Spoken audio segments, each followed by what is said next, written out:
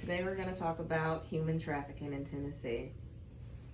Over a 2-day period in November 16th and the 17th of 2023, there was a special undercover operation by agents TBI and Williamson County Sheriff's Department, the Spring Hill Police Department, and the Judicial District Attorney's Office, which resulted in 10 men being arrested for seeking commercial sex from minors.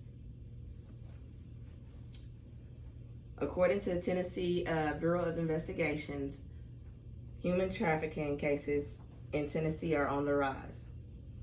Human trafficking is something that happens every day. In the United States, every 2 minutes, a child is bought or sold for sex. The average age of a child is 13 years old. Human trafficking can lead to a life of shame, pain, and darkness. It is also the second fastest growing criminal industry alongside drug trafficking. It is emotionally and sometimes physically scarring. Human trafficking is not just another problem for us, it is Tennessee's problem. Unfortunately, cases of human trafficking have been reported in all of 95 counties in Tennessee. It must be stopped. After hearing several different stories about human trafficking in Tennessee, I decided to educate myself and my children to be aware of their surroundings. This does not make me an expert on this topic, only makes me a concerned parent for the well-being of my children. It has also made me aware of the dangers and how it can have a major impact on our communities. Everyone should be concerned about the rising numbers of human trafficking in Tennessee. Something has to be done to protect our innocent people that are affected by this horrible crime. First, we're going to take a look at the effects of human trafficking on its victims and how it impacts our communities. Human trafficking is defined as an unlawful act of transporting people or coercing them in order to benefit from their work or service, typically in the form of forced labor or sexual exploitation. Trauma caused by traffickers can be so great that many may not see themselves as victims or even ask for help, even in a highly public setting. Studies show that individuals that experience trafficking exhibit signs of anxiety, depression, emotional numbness, and memory loss. They also develop post-traumatic stress disorder, and they become dependent on substances or alcohol. Some even end up with eating disorders. Here in these pictures, you can see some before and after photos of victims that have been physically and emotionally scarred for life.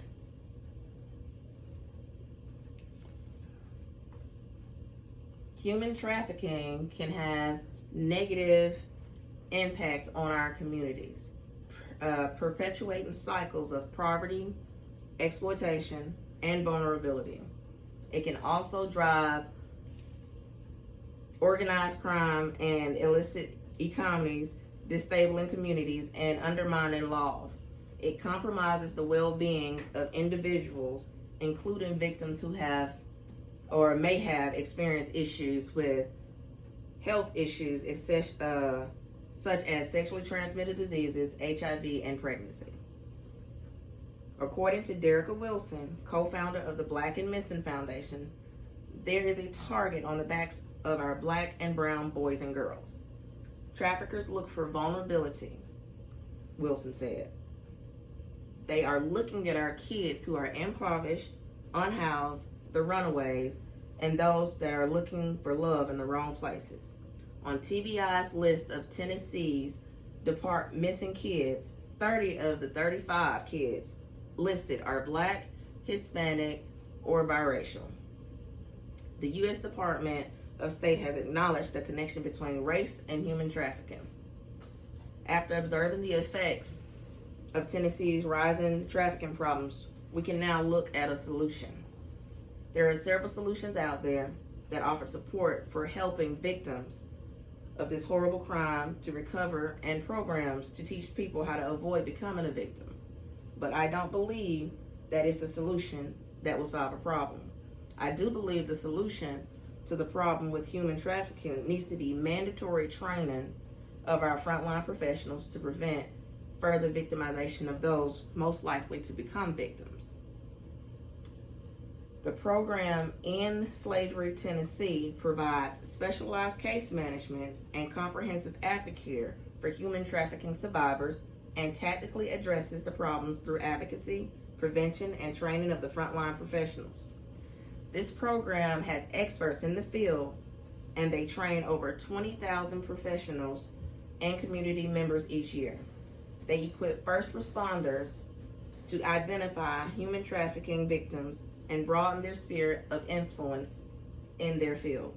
They also facilitate specialized groups to keep vulnerable youth safe, address the demands through interactive curriculum, and equip the general population through innovative strategies and resources to prevent exploitation.